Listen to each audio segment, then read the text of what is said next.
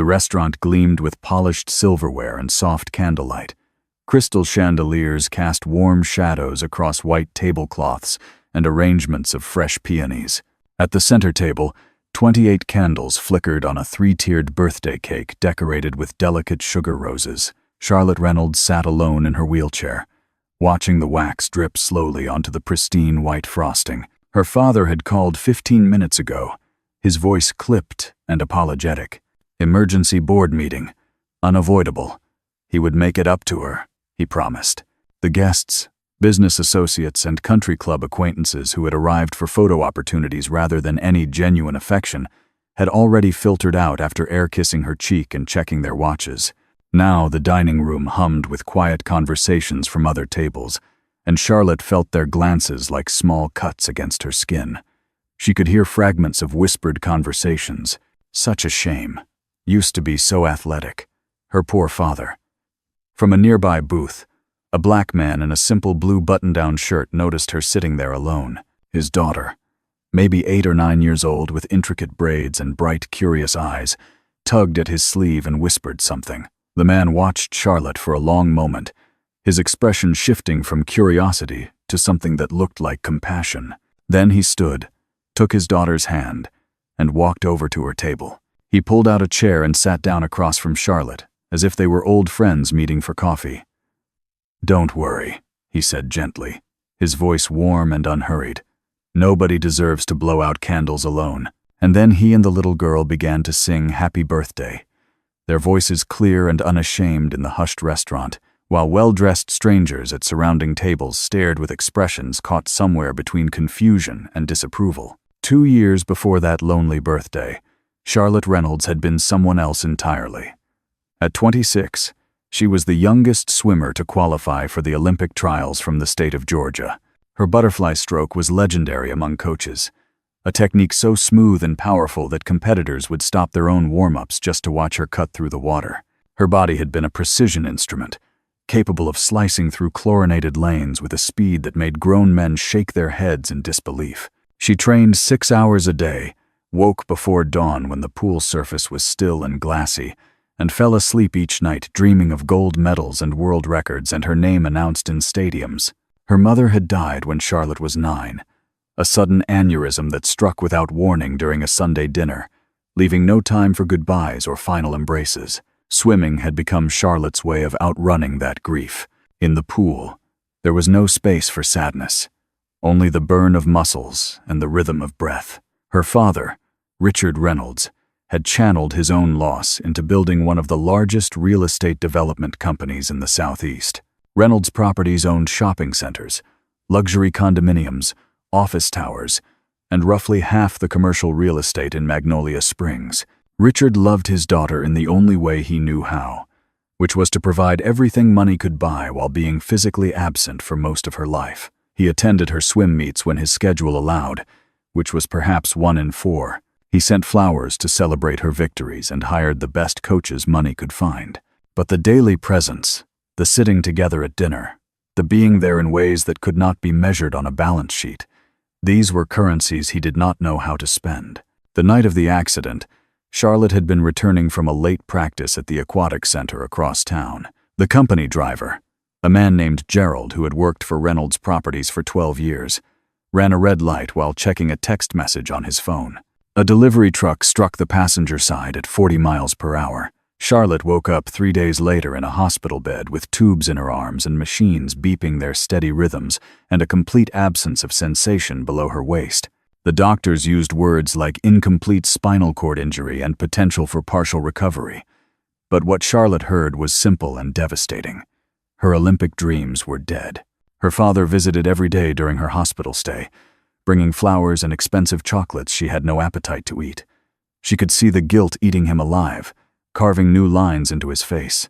Gerald had been texting about a Reynolds Properties matter, a question about a tenant lease that could have waited until morning.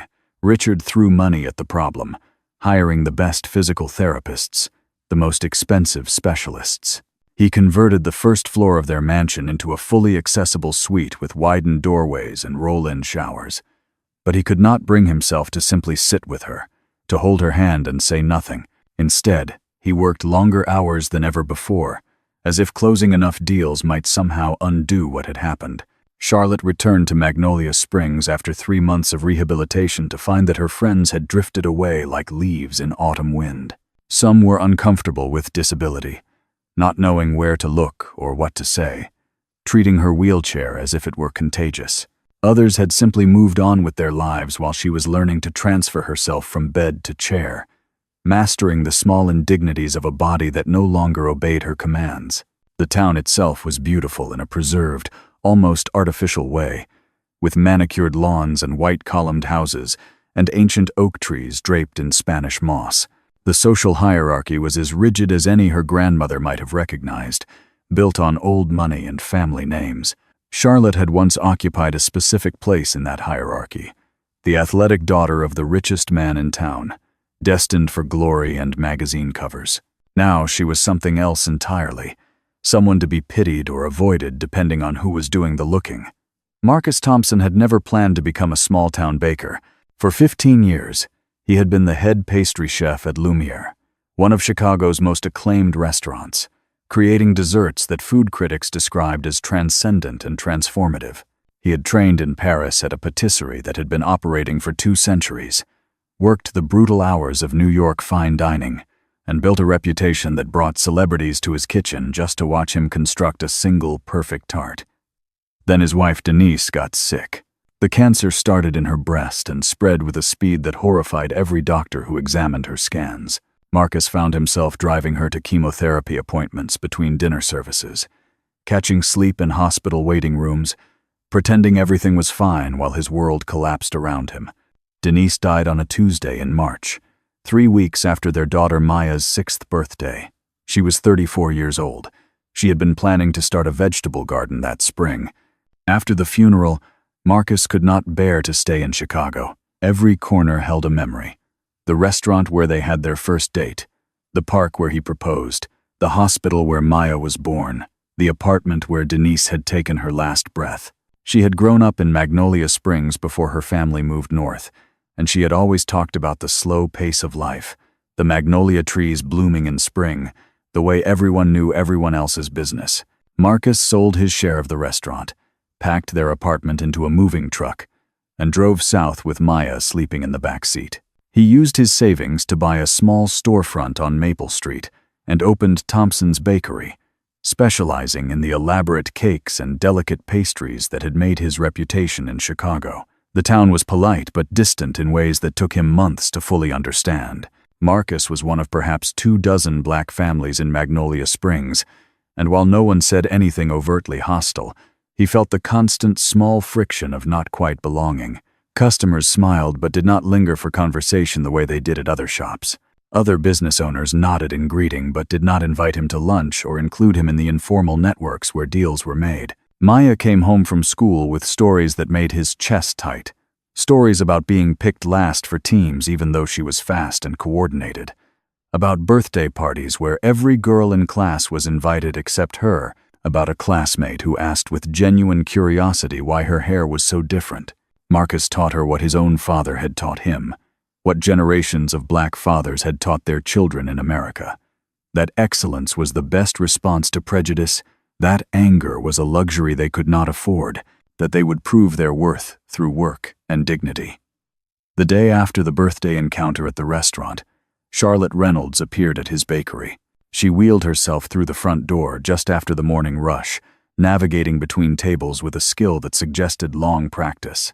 Her eyes scanned the display cases with genuine curiosity, taking in the rows of croissants and danishes, the elaborate cakes in the refrigerated section. She ordered a croissant and a coffee, and then surprised him by asking if she could stay a while.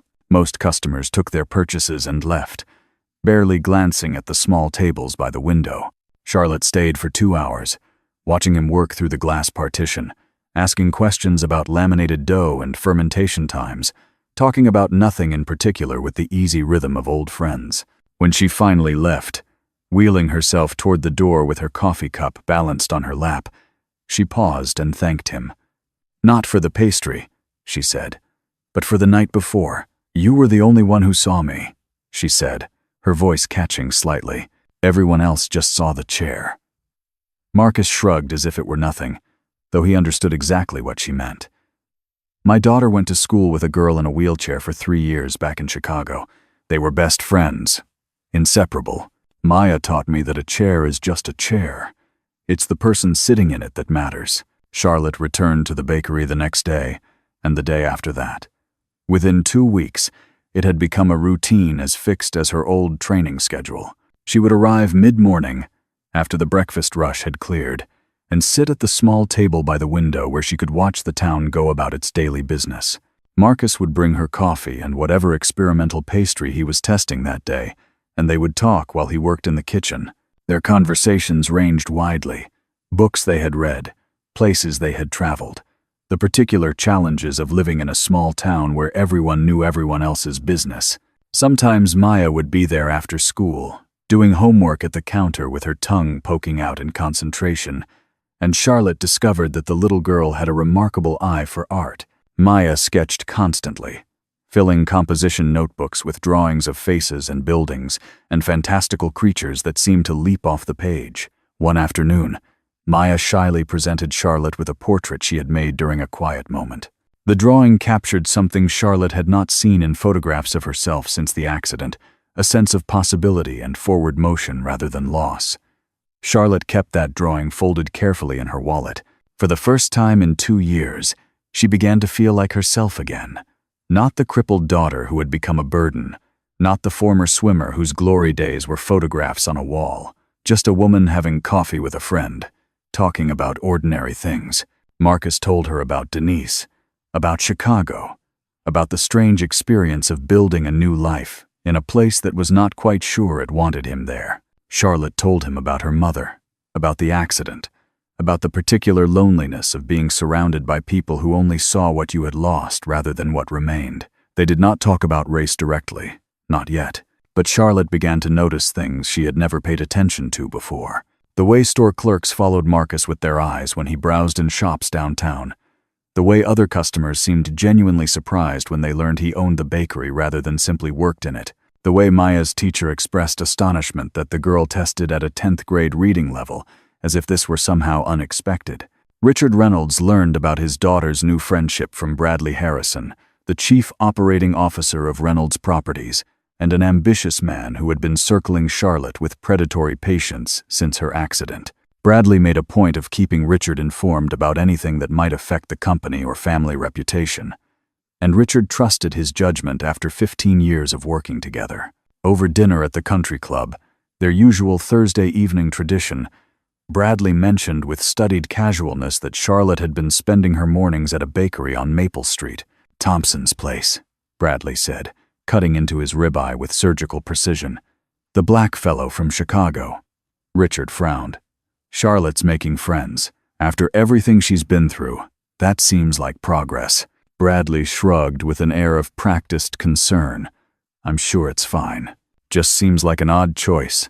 A man like that, a woman in Charlotte's position. She's vulnerable right now, Richard. People talk." That night, Richard found himself unable to sleep. He told himself his unease had nothing to do with Marcus Thompson's race, that any father would be concerned about a stranger befriending his vulnerable daughter. But when he tried to articulate the specific threat, he could not find words that did not sound like the things his own father used to say. The trouble began with Maya on an ordinary Wednesday afternoon in October. She came home from school with red-rimmed eyes and torn notebook pages, refusing to say what had happened. Marcus knelt beside her in the bakery kitchen, speaking softly, waiting with the calm persistence he had learned during Denise's illness. Finally, the story came out in fragments between hitching breaths. Emma Harrison, Bradley's daughter, had led a group of girls in cornering Maya during recess behind the equipment shed where teachers rarely looked. They had taken her sketchbook and ripped out the pages one by one while Maya begged them to stop, calling the drawings ugly, calling her ugly.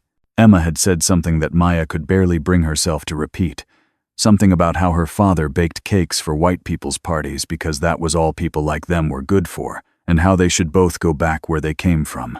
Marcus held his daughter close and felt the old familiar rage burning in his chest, the anger he had spent his entire life learning to contain. He could go to the school and demand accountability. He could call Emma's parents and insist on consequences, but he understood exactly how that would play out in a town like Magnolia Springs. The angry black man, the troublemaker, the one who could not just let things go. Instead, he told Maya that some people were afraid of anything different from themselves, that their cruelty said everything about who they were and nothing about who she was. He told her that her drawings were beautiful, that she was beautiful, that she would grow up to do amazing things. It was the same speech his father had given him 30 years ago, and his grandfather before that, and he hated with every fiber of his being that he still had to give it. That weekend, Charlotte invited Marcus and Maya to the Reynolds estate for Saturday lunch. She wanted to show Maya the gardens her mother had planted, she said, and there was a room full of expensive art supplies that nobody had touched in years. Marcus hesitated when he heard the invitation. He had spent his entire adult life avoiding spaces like the Reynolds mansion, the manicured worlds of wealthy white families where he was always either invisible or too visible, where every interaction carried the exhausting weight of representation. But Maya's face lit up with pure joy at the mention of real art supplies, professional materials instead of the basic sets they could afford. And Charlotte's invitation seemed so genuine that he could not refuse. The house was everything he had expected. A colonial mansion with towering white columns and a circular driveway, and the kind of heavy silence that only serious money could buy. Charlotte gave them a tour, pointing out her mother's paintings that still hung in the formal rooms, the library where she had learned to love books, the swimming pool where she had spent countless hours training for a future that would never arrive. Maya ran ahead through the hallways, delighted by everything, while Marcus followed with the careful wariness he had cultivated over a lifetime. They were in the sunroom, Maya already setting up at an easel Charlotte had found in a storage closet, when Richard Reynolds came home early from his Saturday golf game. He stood frozen in the doorway wearing his polo shirt and khakis, staring at Marcus with an expression that shifted from surprise to cold assessment to something harder. Charlotte wheeled herself between them with a speed that surprised everyone. "Daddy, this is Marcus Thompson, and his daughter Maya. They're my friends, my actual friends." Richard's smile was perfect, polished, professional, revealing nothing, and utterly cold. "Of course," he said, extending his hand. "I've heard a great deal about your bakery." The handshake lasted exactly as long as courtesy required. That night, after Marcus and Maya had driven away, Charlotte found her father in his study, surrounded by papers he was clearly not reading. She confronted him for the first time in years. "What was that about? The way you treated him, like he was someone trying to sell you a timeshare." Richard poured himself a bourbon, keeping his back to her.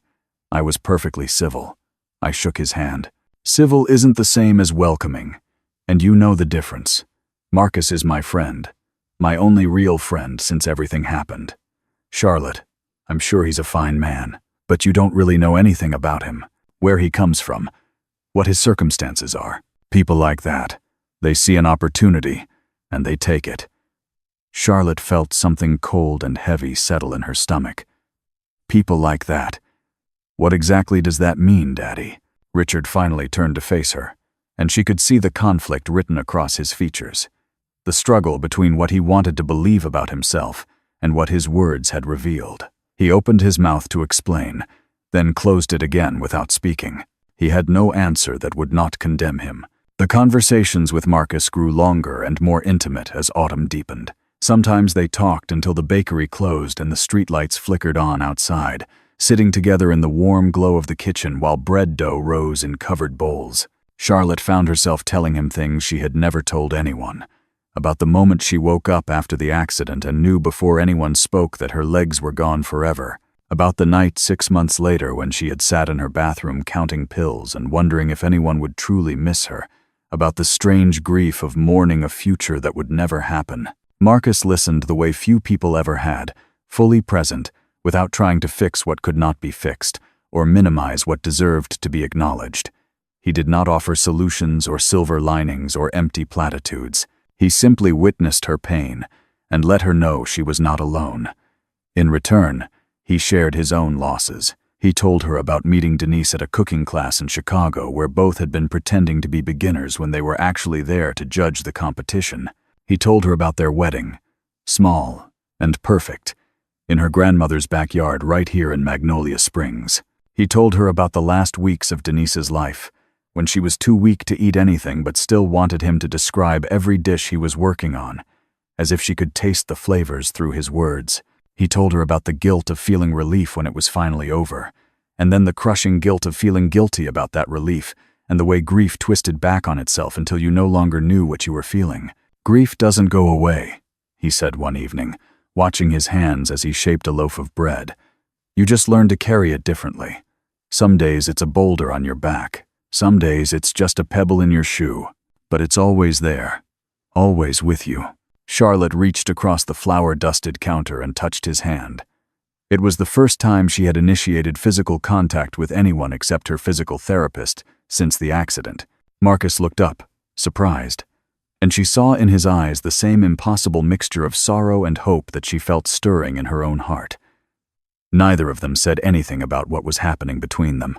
It was too new, too fragile, too complicated by all the differences that the world would insist on seeing.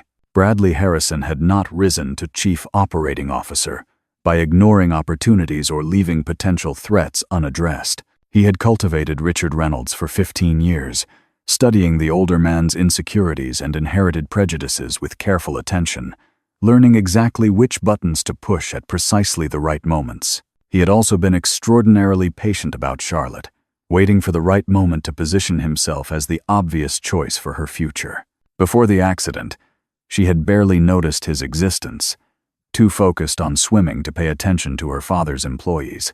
Afterward, he had carefully repositioned himself as a concerned friend of the family, someone who understood her station and would never dream of taking advantage.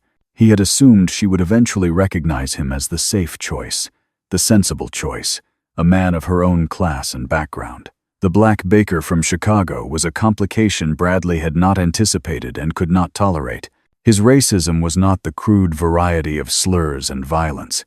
He was far too intelligent for such blatant tells. Instead, Bradley had learned to frame his prejudices in the respectable language of protection and prudence. Marcus Thompson was an outsider with no roots in their community. Marcus Thompson was a single father with obvious financial pressures. Marcus Thompson had appeared conveniently at the precise moment when Charlotte was most vulnerable.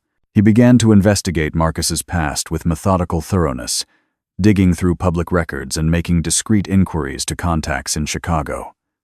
What he discovered gave him exactly the weapon he needed. 12 years earlier, Marcus Thompson had filed a lawsuit against his employer, a prestigious restaurant called Beaumont, alleging systematic racial discrimination. The case had been settled out of court for an undisclosed sum. Bradley's contacts could spin this story in whatever direction best served his purposes. To Richard Reynolds, he presented the lawsuit as a glaring warning sign. "The man has a documented history of litigation," Bradley said during their next private meeting, leaning back with carefully performed concern. "He sees discrimination everywhere he looks and then finds lawyers willing to shake people down. Imagine what happens when his relationship with Charlotte inevitably sours. He could claim you discriminated against him, that you interfered with his business. These situations become extremely expensive very quickly, Richard." Richard's face had gone pale. "He sued someone? For discrimination?" "Oh, yes. The details are sealed, of course, but one can certainly imagine what happened. He didn't like how he was being treated, so he found a sympathetic attorney and extracted a substantial payment. It's practically a business model for certain types of people." Bradley let the ugly implications settle into Richard's consciousness. "I'm sure Marcus Thompson is a perfectly fine person, but if I were you, I would be very careful about how close he gets to your family." The contract cancellation arrived at Thompson's Bakery on a Tuesday morning in early November, delivered by certified mail. For the past 6 months, Marcus had been supplying pastries and custom cakes to Reynolds Properties events, quarterly board meetings, client appreciation dinners, the annual holiday party. The income had become a significant part of his monthly revenue, steady money that helped balance out the slower weeks. The letter, signed by someone in procurement he had never met, informed him that the arrangement was terminated immediately. No explanation was provided. No opportunity for discussion was offered. Within a single week, Other dominoes began falling in a pattern too precisely coordinated to be coincidence. The Magnolia Springs Country Club, where Marcus had been cultivating the events manager for months in hopes of securing wedding cake contracts, suddenly informed him they had decided to partner with a different vendor. Two corporate accounts that had been reliable for months simply stopped returning his calls.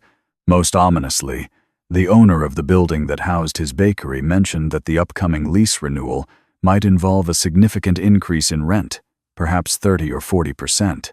Marcus understood exactly what was happening to him. He had seen variations of this precise pattern his entire adult life, in Chicago and everywhere before, the quiet coordination of power against someone who had dared to step outside their assigned place.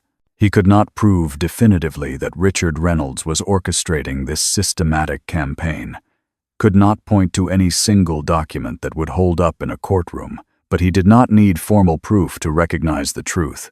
Maya noticed that something was seriously wrong within just a few days. She asked why Daddy seemed so worried all the time now, why he was staying up late every night with spreadsheets spread across the kitchen table, why there were no more elaborate celebration cakes cooling on the racks. Marcus tried his best to shield her from his mounting anxiety, but children always perceive far more than adults give them credit for. One night, after he tucked her into bed and kissed her forehead, Maya grabbed his hand and would not let go. "Daddy," she said, her voice very small in the darkness, "why do people hate us?" Marcus felt his heart crack along fault lines that had been forming since his own childhood, the same exact breaks his father's heart had suffered, and his grandfather's before that. "They don't hate us, baby girl. Most people don't really hate anyone, not deep down. They're just scared. Some people are scared of anyone who's different from what they already know. But I'm not scary, Daddy. I'm just me. I know, sweetheart. You're the least scary person I've ever known in my entire life." Maya was quiet for a long moment. "Is it because our skin is brown? Is that why some people are scared of us?" Marcus closed his eyes and breathed deep, summoning strength from somewhere beyond his exhaustion. Sometimes. Not always. Not everybody. But sometimes. "Yes, that's really stupid," Maya said with the crystal-clear moral conviction that only children truly possess. "Yes, baby girl. It really, truly is." Charlotte learned the truth about her father's campaign from Diane. The housekeeper had worked for the Reynolds family for 20 years, had watched Charlotte grow from a grieving 9-year-old into the complicated woman she had become, had witnessed Richard retreat ever deeper into business and bourbon after his wife's death.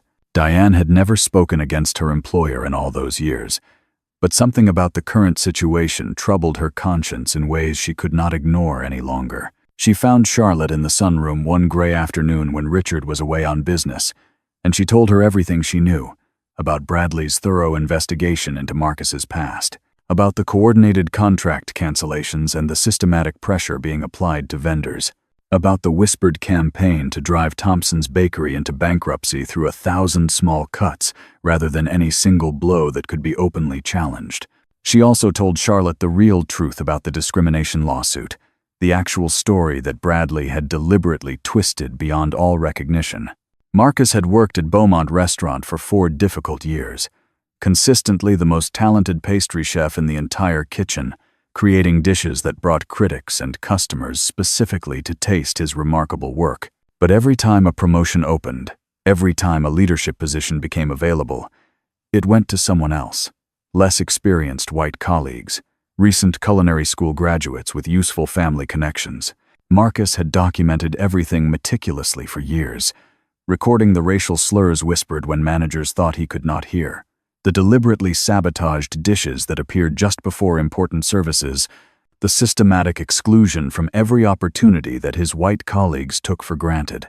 He had won his lawsuit decisively because the evidence was overwhelming, because 12 ordinary jurors looked at 4 years of careful documentation and recognized blatant injustice for exactly what it was. "Your father believes whatever Mr.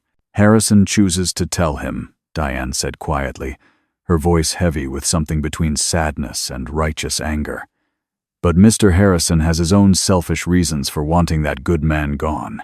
He's been circling you for years now, Charlotte, waiting for his moment. And your father has blind spots so deep he can't even see that they exist. Charlotte found her father in his study that evening, reviewing quarterly financial reports with his reading glasses perched on his nose and his usual glass of whiskey beside him. She did not wait for him to acknowledge her presence. "Tell me about Marcus Thompson's discrimination lawsuit. Tell me exactly what you know and what you think you know." Richard looked up sharply. "Where did you hear about that? Who have you been talking to? Does it matter? Tell me what you know." "Charlotte, I'm only trying to protect you. This man has a documented history of making accusations. A history of what, exactly? Of standing up for himself when he was being systematically discriminated against? Of carefully documenting years of racial harassment and then winning his case because he was completely right and they were completely wrong?" Richard's face reddened with the defensive anger of someone who suspects he is standing on the wrong side. "You don't understand how these situations actually work in the real world. They make accusations without real evidence. They find lawyers who specialize in shaking down businesses." "They? Who exactly are they, Daddy? What kind of people?" The question hung in the air between them like smoke from a fire that had been smoldering for generations. Richard opened his mouth to respond, then closed it again, then looked away toward the window where the last light of evening was fading behind the magnolia trees. "I'm not a racist," he said finally, but his voice had lost all its customary certainty. "You might not burn crosses on anyone's lawn," Charlotte said very quietly. "You might not use words that would get you in trouble at the country club. But you saw a black man getting close to your family and you automatically assumed the worst about him without any real evidence. You didn't investigate Bradley's claims independently. You didn't give Marcus any chance to explain or defend himself. You just believed without question that a successful black business owner must be running some kind of con, because that's what you've been taught to believe about people who look like him. That's not fair to me, Charlotte. Isn't it? You've worked systematically to destroy an innocent man's livelihood based entirely on rumors from someone who has every possible reason to want him gone. Have you even stopped once to ask yourself why Bradley cares so much about who I spend my time with?" In the weeks that followed, Charlotte did what she had always done best. She researched meticulously, documented thoroughly, and built an airtight case.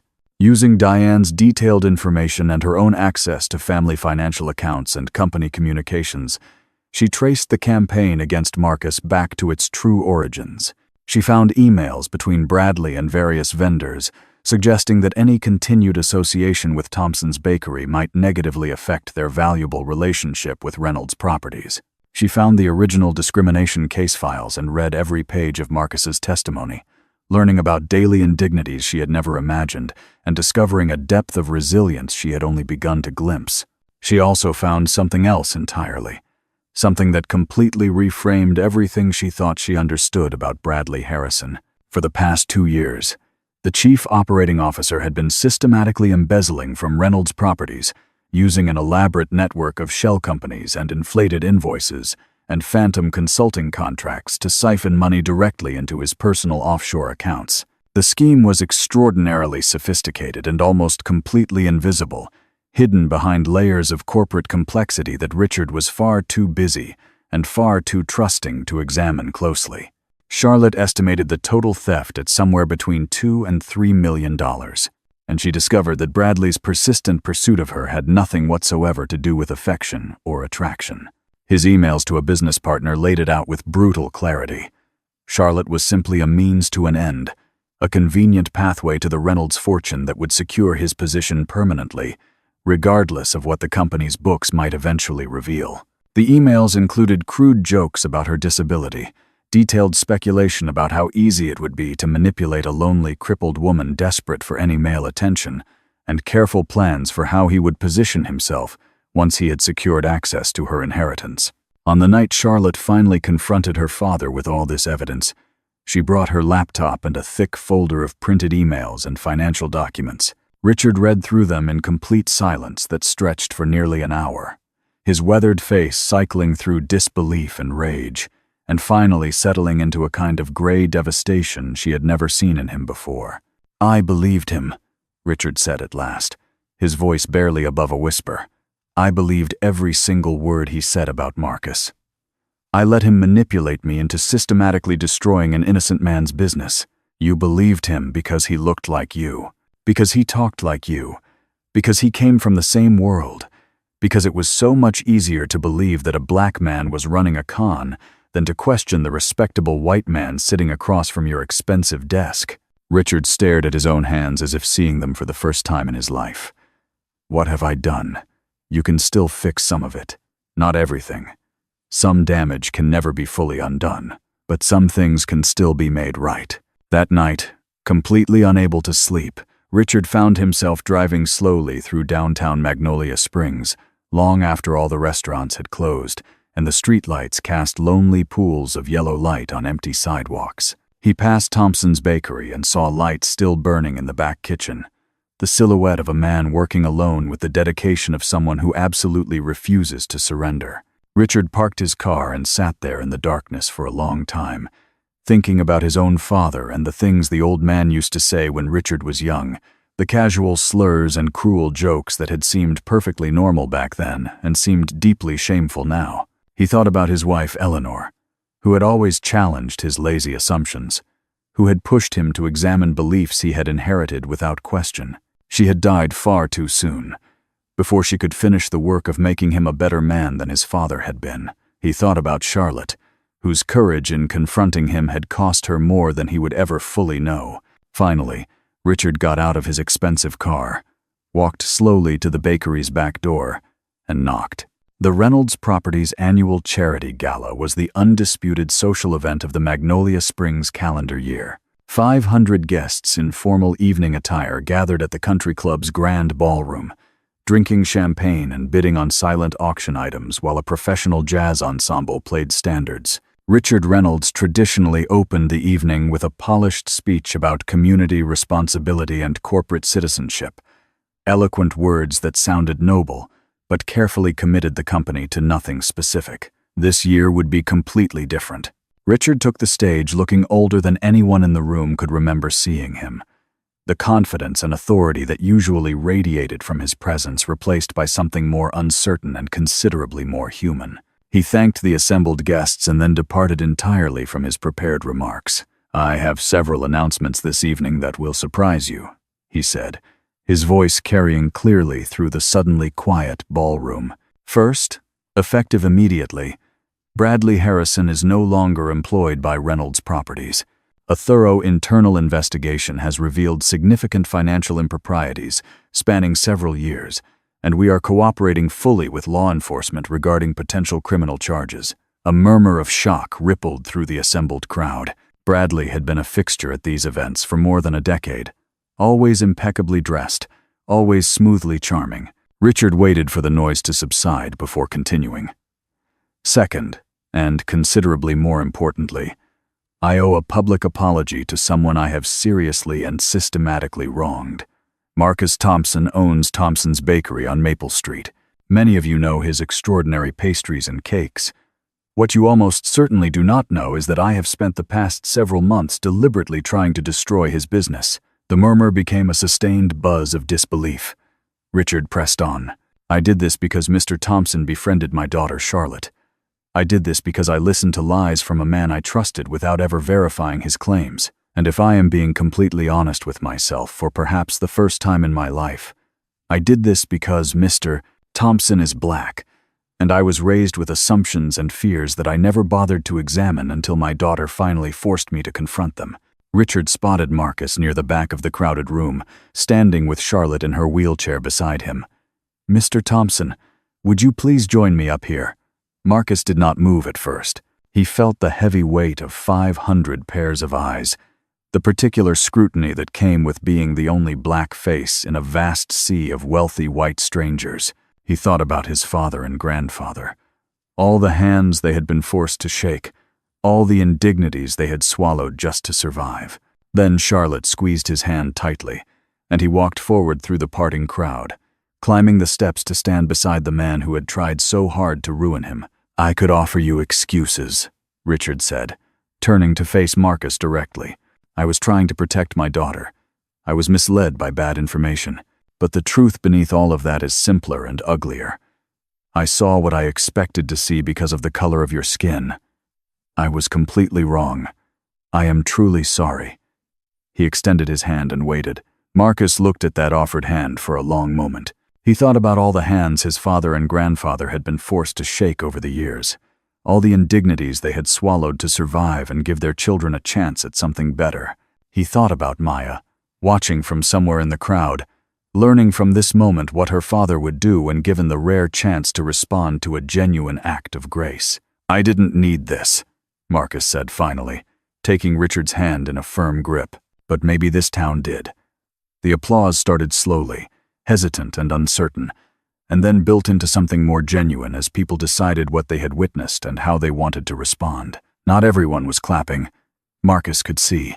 There were tight smiles and crossed arms and faces that clearly resented being confronted with uncomfortable truths at a social function.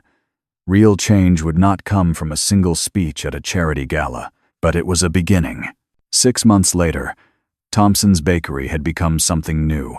The old customers had returned first, then new ones followed, some drawn by curiosity about the story and others simply discovering for the first time the extraordinary quality of Marcus's work. The small tables by the windows were always full now, with a mix of faces that Magnolia Springs had rarely seen together in one place.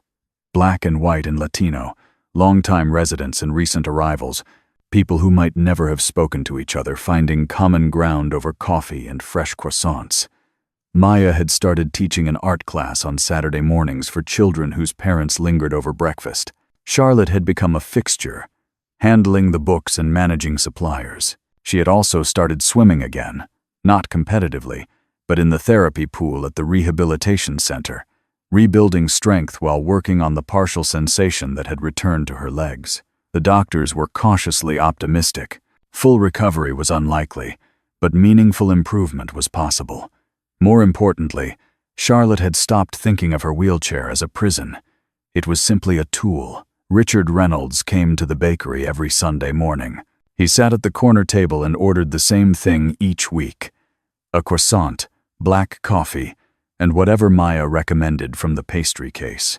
He had redirected money from 3 development projects to a scholarship fund for first-generation college students.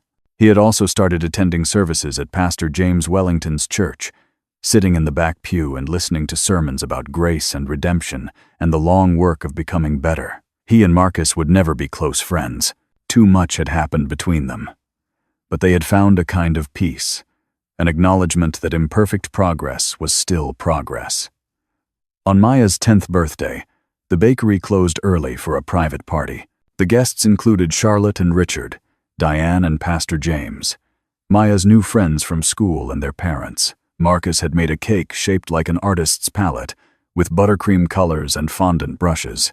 Maya's name was written across the top in her own distinctive handwriting style. When it was time for candles, Charlotte wheeled herself next to Maya and helped count out 10, arranging them carefully. Marcus lit them one by one, watching the flames reflect in his daughter's eyes. "Make a wish, baby girl." Maya closed her eyes tight, her face scrunched with serious concentration. Then she blew out all 10 candles in a single, powerful breath, and the room erupted in applause and laughter. Charlotte leaned close and asked what she had wished for. "Even though everyone knew you were not supposed to ask," Maya smiled. A smile that held all the resilience she had inherited from her parents and all the hope she had earned through her own struggles. "I don't need to wish for anything," she said. It already came true. Outside the bakery windows, the magnolia trees were beginning to bloom, their cream-white petals catching the afternoon light like promises waiting to be kept. Somewhere else in town, people were surely still holding on to old fears and familiar hatreds. Change came slowly to places like Magnolia Springs, when it came at all. But in a small bakery on Maple Street, a black single father and a white woman in a wheelchair and a little girl with an artist's eye had built something that looked remarkably like hope. And for now, for this moment, that was more than enough.